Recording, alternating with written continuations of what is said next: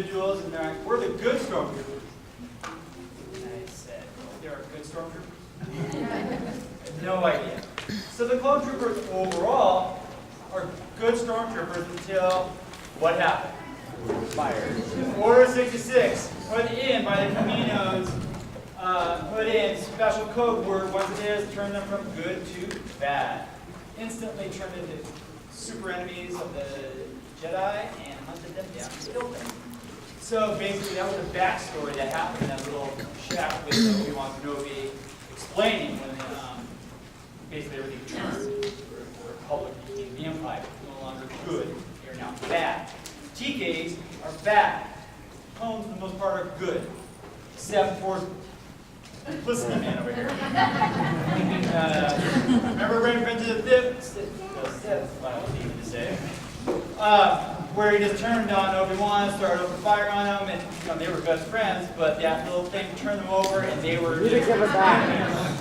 So that is what... so go from TK forward, we're all bad.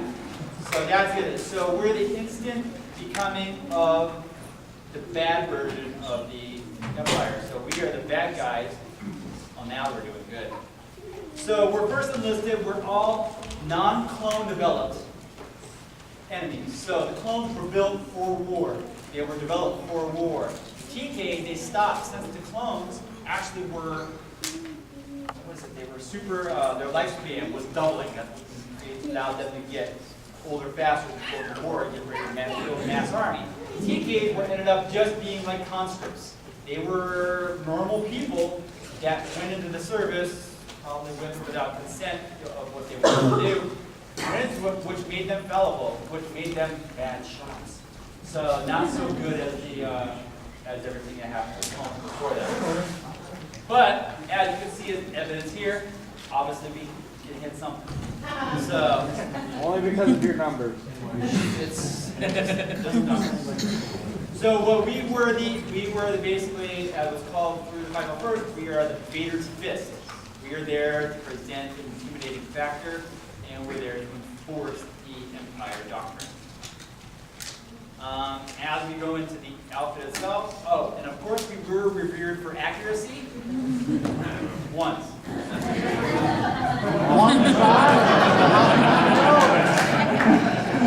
You could hit a sandcrawler. Maybe some jump. And they're small, they run fast. So, but that's okay, nobody saw us do it, so we can do it. So our helmets were built up. As you can see, what we did with our clone phase 1, our clone phase 2 followed suit. If you look at that phase 2, it almost looks like that T breaks in, and then phase 2 goes in a little bit more. Now we have eye sockets. So great. It doesn't help our vision, but it looks way better. The helmet itself was to be made an intimidating factor, and it was made for uniformity, meaning you can see one, sees all. So it is all about numbers, as we talked about earlier. So it is about intimidation, about mass numbers. So that's why you saw a lot of them. And the tube stripes on the side. A lot of people aren't aware they're blue. They're like, oh, they're blue, they're not right. No, they're right, they are. They're actually supposed to be part of like an air filtration system. If you looked at from what TFA, they said they are actually supposed to be filtering smoke, not toxins. So, mic tips are made. You can hear mostly when we talk that mic tips on the side still evolved from what the mic tips previously happened with the clones. So they did follow that, and as Clint will go into the TFA, it still continues to follow with the mask and how that works. Our upper body works the same way. We still have the same chest. We have the back, our back's back here. So that is supposed to be also part of our air filtration system. That was supposed to be back there, and when they originally built these, they didn't know that there was going to be such a breakdown that everything had to be categorized, and there's a reason for it. There really wasn't a reason. Try to make it look good, if you will. Even these things down here, they're just for aesthetics. There's actually no service purpose for it. It's just to make that look more thing. So there is really a lot of it is just it doesn't look okay. If you pay really close attention in the first episode 4 film, there's a lot of little mistakes with the armor itself, and that's the real reason for you to be paying attention to that. But these, but all of these I was talking to people earlier, these buttons, I don't know, we hit this, the garage doors open, I don't know what these buttons are. So we looked and we asked for that. It is, I do bust out a good move. The break dancing, I actually break. So I try not to as often. And the back that we got out earlier, still been consistent. Apparently, they should use the thermal detonators a lot more. It would hit a lot more. And the drop boxes are is the official name for these little guys that drop. I'm not sure how well they use for defending. The lower bottom, it works. Back to how you see the develop with the clones, the phase 1s. They had the knee plates on both, and I find this entertaining still. The New Hope, which I'm wearing, is on the lower left. It's actually called the sniper plate. Misnamed as far as I'm concerned, because I've yet to see any snipers on TKs. Take anybody out and use it on purpose. The blaster, who can tell us the name of our blaster? Okay, expect nothing less. It's actually supposed to be, if you look at it, this actually does come out and pull into like a whole shoulder thing. But like for mine that I have, it's built to be handled by small people. It's basically, this is just a giant rubber thing, so it can be dropped like that. Because some of these can be very breakable, and so we don't want them to break. These are a little bit more durable. And they also have yet another thing that shouldn't be used, are these rangefinders, viewfinders, scopes. Why do we use them? I'm not sure. But this is the E11. It's the standard for all of the TKs. The folding stock, not really unfolded that I've ever seen. It's also been, it was actually phased after, or modeled after World War II weapons that they had. And it was very similar, and I don't know which gun it was. You may know that. Sterling. The Sterling? It was the Sterling. But back when they did this, when George Lucas and all of them were putting the idea with, nobody, this is all futuristic to what they've ever had before. So they were doing stuff from the past to the future. So on my part, bringing it back, we now know about a couple things. We know that the clones evolved, the TKs came. So we know that they were highly skilled, and they were developed for battle. They were all the same, they were clones. So because of that, we still are getting anything. We talked about how the clone troopers could kill Jedi, which they basically wiped them out. We were so I'm not sure evolution can work in one direction. It's a little back. So with that in mind, we were out there in numbers so that we could survive by numbers only.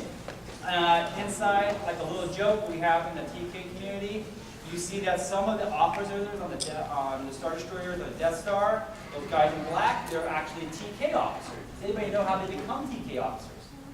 They hit something? They don't die. They just don't die. So, with that said, I wrap up my TK for you, and I bring you to the newest and most coolest.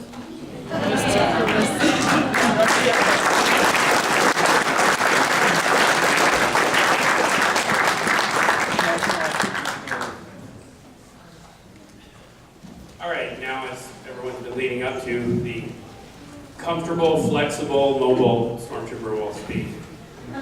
It's not any better. Well, it is. They can do this.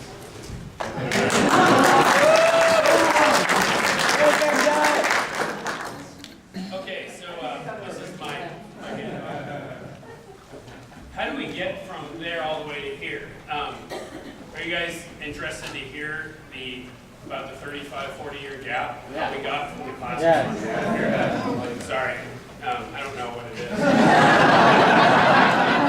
Based on the internet, I don't have time to go into everything I wrote, so I'm just going to kind of fly through this. You know, they got beat up. Another Death Star gone. Most of the troops are gone. They had to stretch their resources. It got pretty bad.